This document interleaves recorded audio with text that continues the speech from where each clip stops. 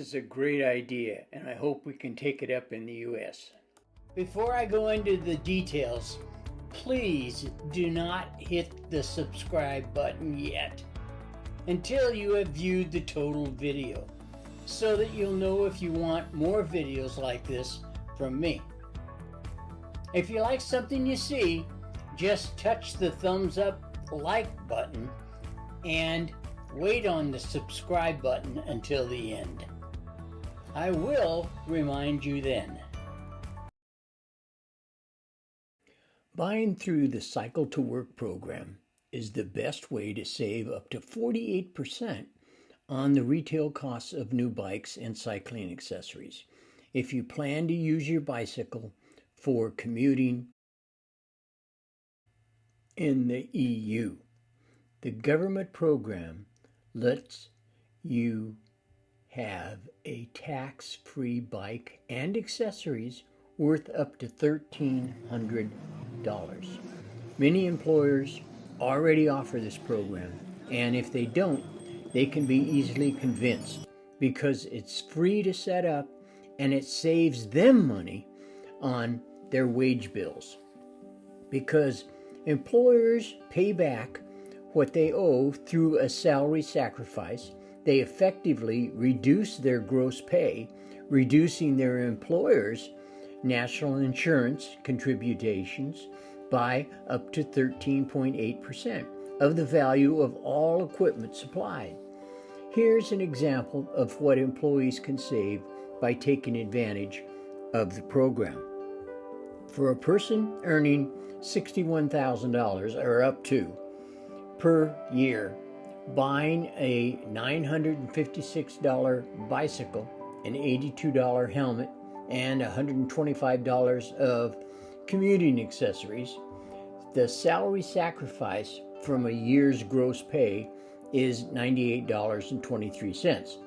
Actual monthly costs from the pocket in each pay period is $66.78. So the total cost over a 12-month payment term is $801. So you save $359.53, plus the tax, of course.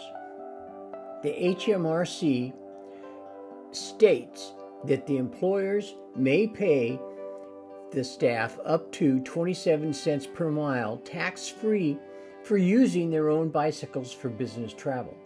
Note, this doesn't include traveling to and from your normal workplace unless it's a temporary place of work. For example, you can't claim mileage for commuting. Some green employers do offer bigger mileage allowances for employees using their own bikes to travel to work meetings. So also ask about this.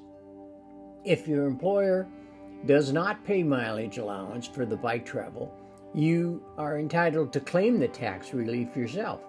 If you're self-employed, the same mileage rules apply, and it's worth speaking to an accountant about allowing the cycling expense that may apply. For example, a hybrid bike can perform well on the road with slimmer road tires for faster leisure rides, and fitted with heavier duty tires, mud guards, and a rack, it can be used for commuting or touring. Much like the smartphone market, many bike retailers will lower the prices of the older models when the new models are released. So, if you don't care a lot about having the latest model, you're much more likely to pick up a bargain. Some online retailers let you refine your search criteria by last year's models. Often the annual upgrades will be iterative rather than larger overhead of the spec. This way, you'll be the first to know about the end of the season sales, promotional offers, and discount codes. Also, have a look at cashback websites. Those can save you some money on your bike buying efforts. Get up to 36 months to pay off your new bike with 0% purchase credit on some credit cards.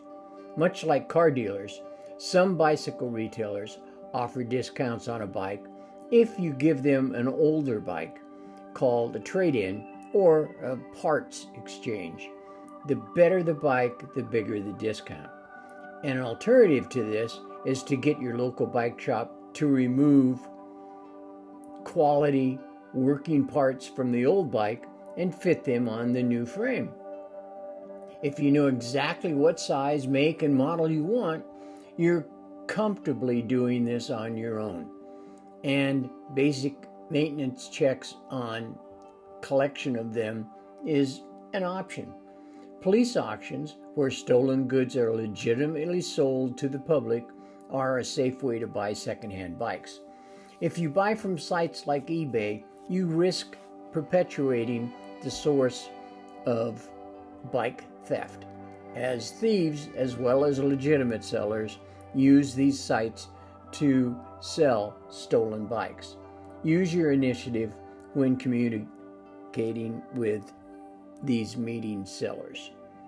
If you're on a budget, but the very best frame you can buy with cheaper component parts that can be upgraded over time, that's what you need to buy. On cheaper bikes with proprietary components, you won't be able to swap the parts so easily. So if you plan to improve your bike, check the compatibility of the frame set. Because good wheels and tires are expensive, it's common to see good frames with cheap low-end wheels and tires fitted for sale. These make a big difference to the weight and rolling mass and grip.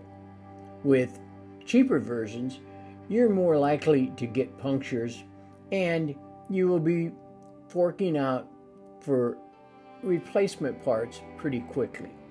If you've got a friend who knows a lot about bikes or is mechanically minded, it could be wise to get them involved when you're buying a bike. Cleaning, servicing, protecting key parts will make your trusty steed last a lot longer. So take good care of it. You can minimize wear on expensive components with frame protectors, or simply wrap exposed parts of your frame in electrical tape or an older tube for cheap alternatives. Fitting mud guards would also help, as these can stop the stones and grit from damaging your frame. If you buy a $1,367 bike and a $27 lock and it gets stolen, you're pretty much upset with yourself. A good rule of thumb is to get a locking device that's 10% of the value of the bike, and be rigorous about how and where you lock it up. Don't take any chances. Often your insurer will stipulate which bike lock you need. Without their recommended lock, you may inadvertently eliminate your insurance claim. Compared to commuting on public transport, the traveling by car, cycling is already saving you money in the short term.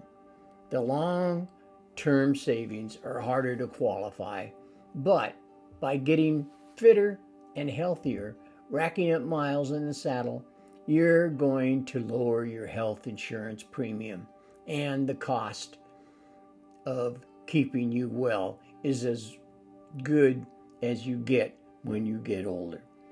An exclusive 5-year study of more than 250,000 UK commuters with an average age of 53, published by the British Medical Journal, found that people who regularly cycle to work cut their risk of cancer by 45% and heart disease by 46%. Wow. If that's true, let's move, or at least look into a program like this for the USA. As promised, here's the point where you can subscribe, add comments or questions, and hit the bell to be reminded next time I have a new download. And before you leave, check out this video.